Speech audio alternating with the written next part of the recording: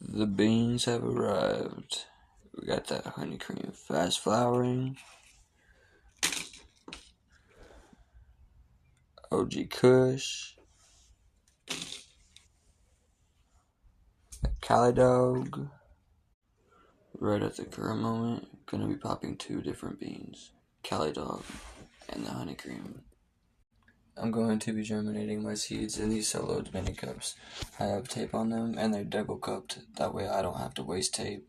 And then whenever they're done soaking in the water, I'm going to be taking these cups out and putting them into these solo mini cups with the holes in them, and that's how I will be germinating and popping my beans. I'm going to be doing a small giveaway. If you want to know more about the giveaway, check my other video out. Little tease, this giveaway will be involving beans. If you enjoy doing the same thing that I do, then you might be interested in this giveaway that I got going on. So stay tuned.